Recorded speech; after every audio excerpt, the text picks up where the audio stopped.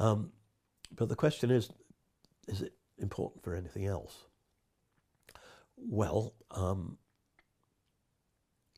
in general, I've tended to assume not, and referred to it initially as a slave system. This is a term borrowed from electronic engineering and refers to a system that's dependent on another system. So the central executive controls the phonological loop. Some people don't like it because of the link with slavery.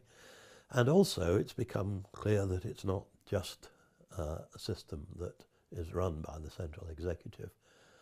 And one of the ways we discovered this was by trying to look at the aspects of the central executive, trying to look at how it could switch attention from one task to another, as a routine procedure, trying to block the phonological loop by having the subject say blah, blah, blah, blah, blah, and finding that that grossly interfered with switching.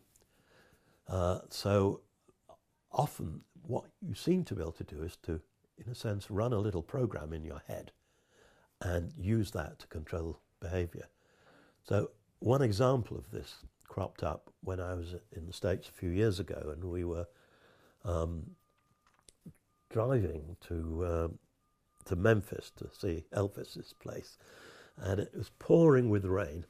My wife was driving, I was supposed to be navigating, and I was giving her what I thought was deep, rich information about where to go next. And she said, "No, don't give me all that, just tell me what to do."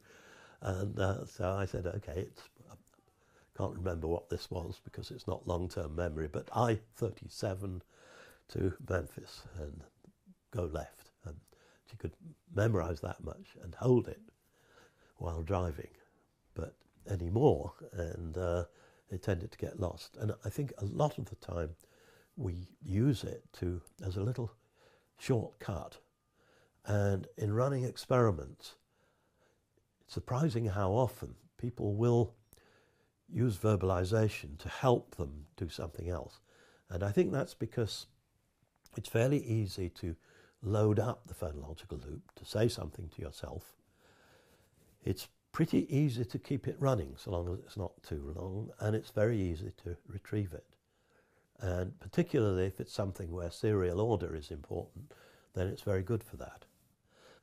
I should have known that because two very good Russian psychologists who were working in the 50s, Alexander Luria and Lev Vygotsky, both were very insistent on the way in which language can be used in order to control behavior.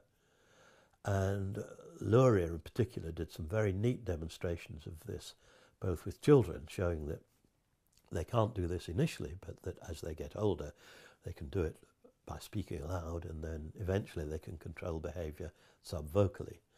And secondly, it's used, and certainly was used quite extensively in neurorehabilitation in Eastern Europe. So there is a tradition of this, but it seemed to have got lost.